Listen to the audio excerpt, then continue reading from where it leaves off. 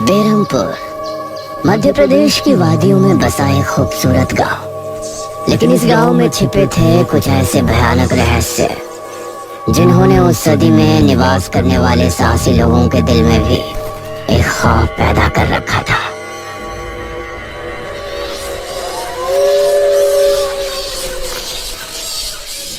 आज तो बहुत दिनों के बाद मित्रों से मिलना हो रहा है, बहुत आनंद आएगा। अरे मदन, कहाँ जा रहा है इस समय? पिताजी, मेरे मित्रों से इतने दिनों बाद मिलना हो रहा है। वो सुबह होने पर वापस नगर चले जाएंगे। अरे तुझे पता नहीं क्या, आज शनिवार की रात है। आज के दिन निशिर मोलो गांव में घूमते हैं। पिताजी, चाहे निशिर मोलो आए या नरकासुर, मुझे आज मेरे मित्रों से मिलने से कोई नहीं रोक सकता। ठीक है, लेकिन ध्यान रहे, जैसे ही तुमको उनके कदमों की आहट सुनाई दे और उनका वो मंत्र जिसको वो दोहराते हुए आगे बढ़ते हैं, तो उन्हें बिना देखे किसी ऐसी जगह छिप जाना जहाँ से ना वो तुमको देख सके ना तुम उनको। और जब तक उनकी आवाज आना बंद ना हो जाए, उनके सामने नहीं आना।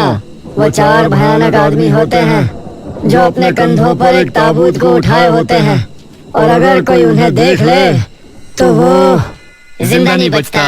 मुझे पता है पिताजी, अब मैं चलता हूँ। ये कहकर मदन घर से निकल गया, लेकिन उसके पिता के चेहरे पर उसकी फिक्र साफ नजर आ रही थी। निशिर मोलो आ जाएंगे और साथ ले जाएंगे। ऐसा लगता है कि हमारे गांव के लोग अभी भी दूसरी सदी में जी रहे हैं। वो तेज तेज कदमों के साथ आगे बढ़ रहा था। कुछ देर बाद उसे जंगल की तरफ एक पगडंडी वाला रास्ता नजर आया। यहाँ से जाऊंगा तो जल्दी पहुंच जाऊंगा, यहीं से आगे बढ़ता हूँ। बिना ज्यादा सोचे वो जंगल के अंदर बने उस पगडंडी वाले रास्ते पर आगे बढ़ गया।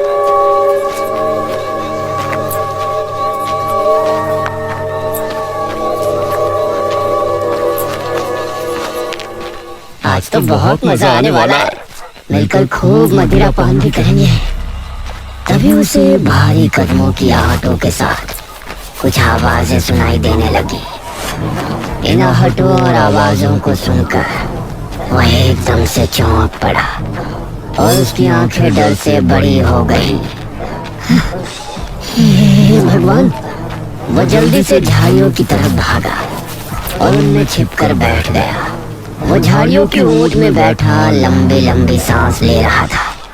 वो आवाजें अब और ज्यादा साफ होने लगी थी। उसे यकीन था कि अब वो लोग उसके करीब ही आ रहे हैं। उसने धीरे धीरे छिपकर अपनी एक आंख से उनको देखा और वो हैरान रह गया।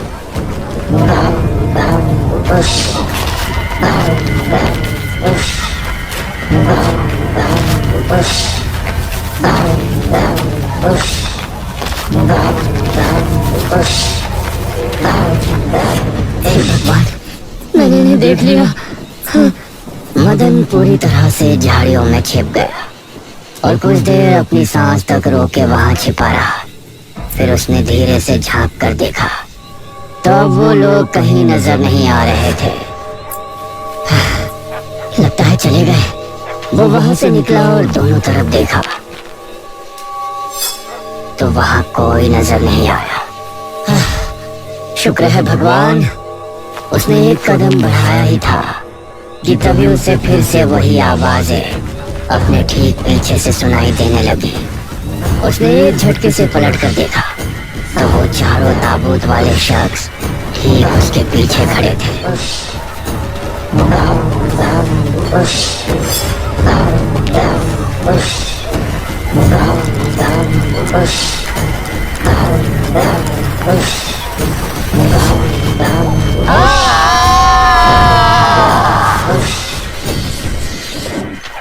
इस तरफ जब देर रात भी मदन वापस नहीं लौटा तो उसके पिता को उसकी चिंता होने लगी। उसने गांव के एक आदमी विपुल को साथ लिया और जंगल की तरफ रवाना हुआ।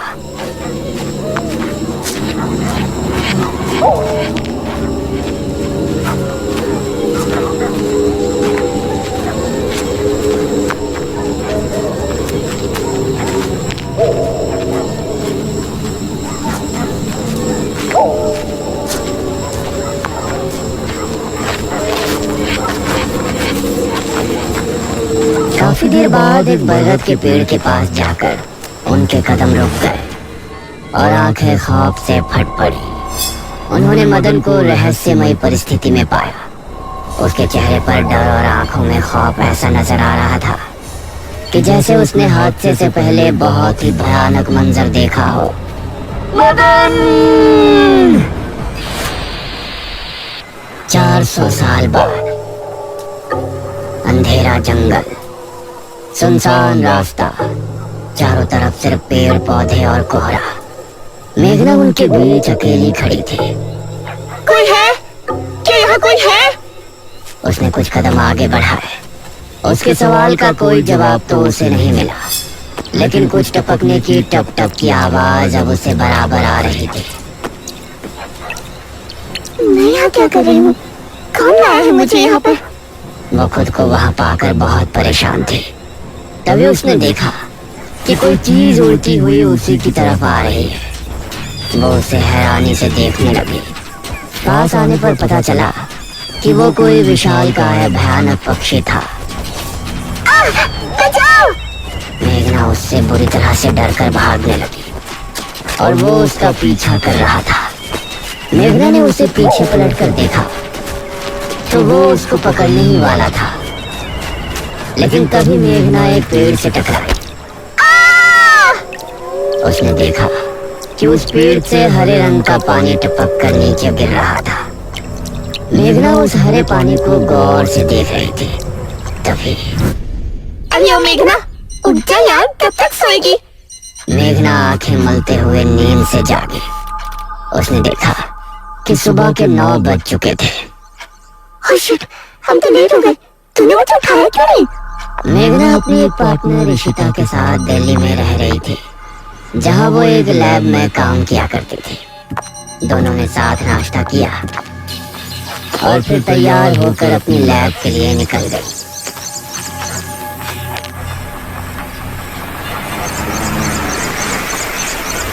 तेरा ऑमलेट खा खा कर मेरा पेट खराब हो चुका है। रोजाना कच्चा ही बना कर दे देती है। शुक्र मना कि कच्चा भी खाने को मिलता रहा है। तेरे भरोसे रहेंगे तो वो भी नहीं मिलने वाला। सोकर ही 9 बजे उठती है।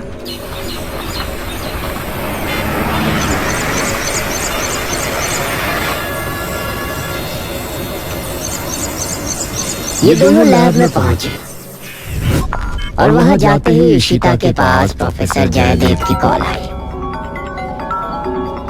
तुम दोनों ने इस बार बहुत समय ले लिया है। जो एंटीडोट बनाने का काम तुमको दिया था वो पूरा करोगे या नहीं? प्रोफेसर साहब, बस ये समझ लीजिए कि काम होने ही वाला है। आप हमें 3 दिन का समय और दीजिए। ये कहकर उसने कॉल काट दिया। तो इतने दिनों से प्रोफेसर को घुमा रही है, आखिर तुझे एंटीडोट तैयार करेगी कैसे? ये सुनकर ईशिता ने एक किताब निकाली।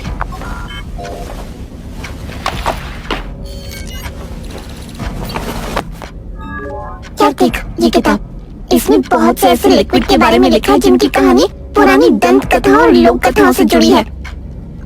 तो तू कहना क्या चाहती है? मुझे इस किताब में बहुत ही अनोखे लिक्विड के बारे में पता चला है, जिसे मृत्युंजय अमृत कहते हैं। हम उस लिक्विड का टेस्ट करेंगे और अगर वो हमारे काम का निकला तो उसे यूज भी कर सकते हैं। मृत्युंजय अमृत? देख, मैं तेरे साथ कहीं नहीं जाने वाली हूँ। ये सब बातें बकवास होती हैं। अरे देख तो सही, इस पेड़ से हर पूर्णमासी की रात ये हरा लिक्विड टपकता है। तभी मेघना ने देखा कि उस पन्ने पर किसी मृत्युंजय अमृत के बारे में लिखा था और उसमें ठीक वही पेड़ दिखाया गया था जो मेघना रोजाना अपने सपने में देखा करती थी। मतलब उस हरे पानी की बात ही इस किताब में लिखी थी। हे भगवान, क्यों हिला डाला ना? है ना इंटरेस्टिंग? मेघना ने कुछ सोचा और फिर जवाब दिया। हाँ, तो हम दोनों कल ही बीरमपुर गांव के लिए निकलते हैं।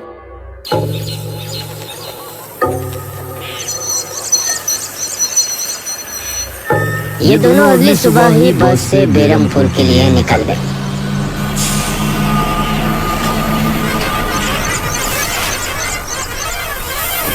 बस एक बात बता, तू मेरे साथ वहाँ जाने के लिए एक ही बार में कैसे राजी हो गई? मेघना ने सच को छिपाते हुए कहा। ऐसी अनोखी चीज देखने के बाद भला कौन नहीं होगा जो इसको देखना नहीं चाहेगा? ओहो, ये हुई ना बात। मैंने तुझे पार्टनर बनाकर कोई गलती नहीं की।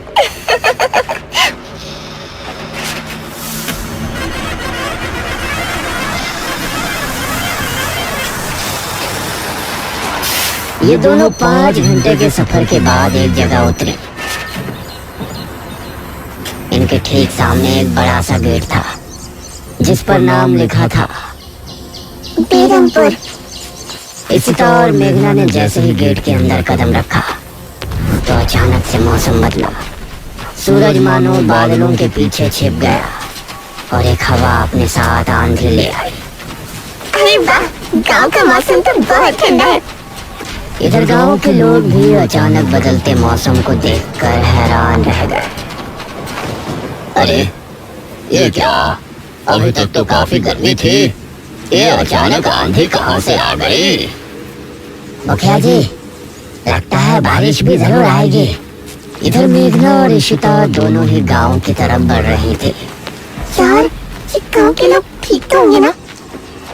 गांव के लोग तो ठीक ही होते हैं, अजीब तो हम शहर वाले होते हैं। ये बात तो तूने बिल्कुल पते की कही। इशिता और मेघना दोनों गांव के चौक पर पहुंचे।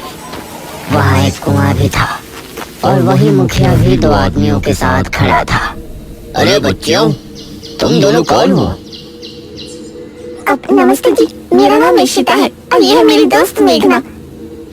अच्छा बेटा, वैसे हमारे गांव में किस वजह से आना हुआ? वो असल में अंकल, हम लोगों को अपनी स्टडी के लिए 5 गांवों के बारे में लिखना है, इसलिए हम लोग यहाँ आए हैं। इसके बाद और 4 गांवों में जाएंगे। ओह अच्छा, फिर तो ठीक है बच्चों, हम तुम्हारी जितनी हो सके उतनी मदद करेंगे। जी अंकल, क्या हमें यहाँ कुछ दिन के लिए रहने के लिए कोई घर मिलेगा किराए पर? अरे बच्चों, तुमको किराए की घर की क्या जरूरत है? तुम दोनों जब तक चाहो मेरे ही घर में रह सकती हो। ठकुराइन वैसे भी लड़कियों से बहुत प्यार करती है। जी शुक्रिया अंकल।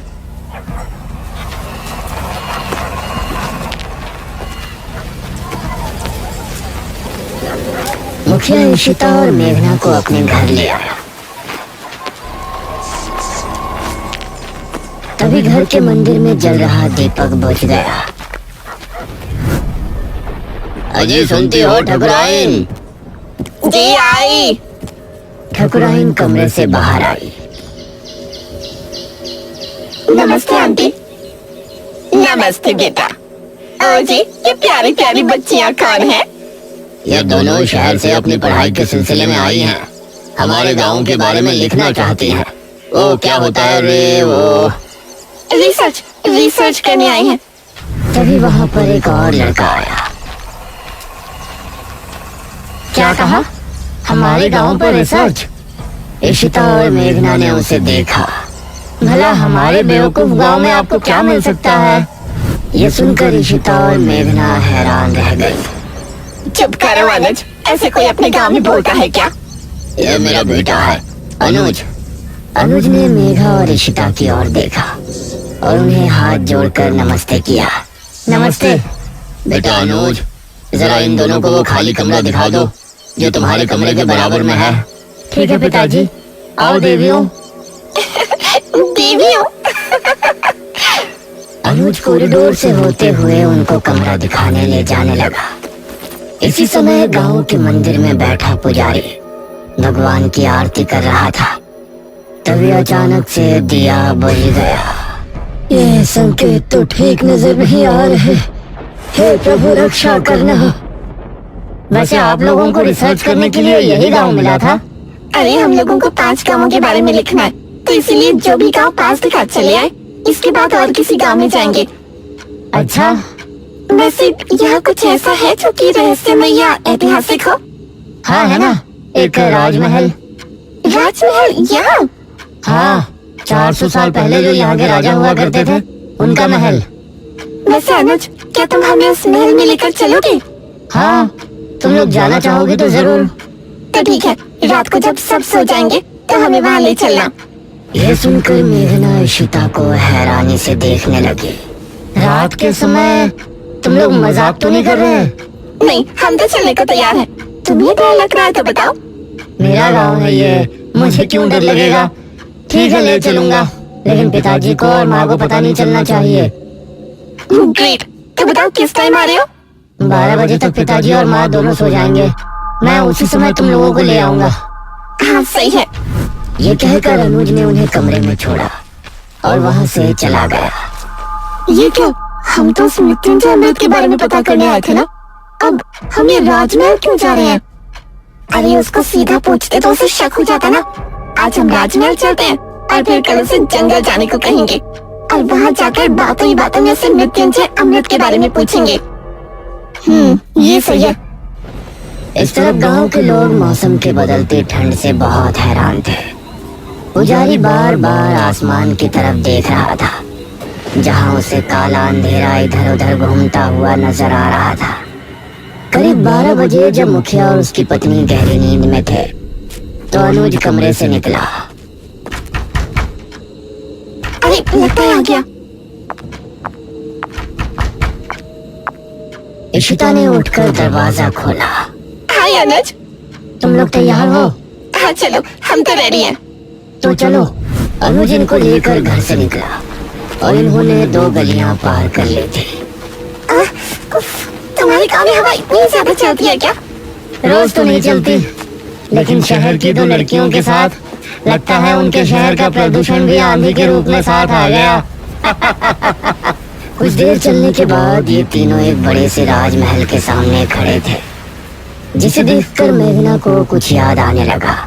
ऐसा लगता है कि इस राजमहल को मैंने पहले कहीं देखा है। ये है राजमहल, राजा सूरजभान का। वाकई में काफी आलीशान है। ये कहते हुए इशिता ने अपने कैमरे में उसकी एक फोटो ली। हमें खिड़की से अंदर जाना पड़ेगा, इसका दरवाजा सालों से जाम है। ये तीनों एक खिड़की के रास्ते राजमहल में पहुंचे और वहां की हर एक चीज मेघना को जाने पहचाने लग रही थी। इस तरफ गांव में आंधी का बहाव बढ़ने लगा था। सभी अपने अपने घरों में आराम से सो रहे थे।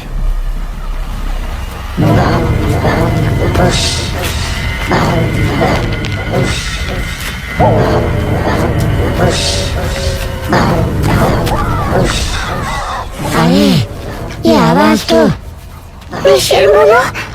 गांव के सभी लोगों के दिलों में खौफ उतर आया। उसी समय मुखिया के कमरे में गांव का पुजारी हड़बड़ाता हुआ पहुंचा। मुखिया जी उठिए। मुखिया चौंकता हुआ नींद से जागा। क्या हुआ पुजारी जी, इतनी रात में आप? गांव में निशील मुल्क की आवाज गूंज रही है, सब बहुत डरे हुए हैं। पुजारी जी, ये कैसे हो सकता है? निशील मोलो यहाँ कैसे आ सकते हैं? वो तो कई सालों पहले सो गए थे। जरूर कुछ ऐसा हुआ है जिससे वो जाग उठे थे। हमारा मन बहुत विचलित हो रहा है।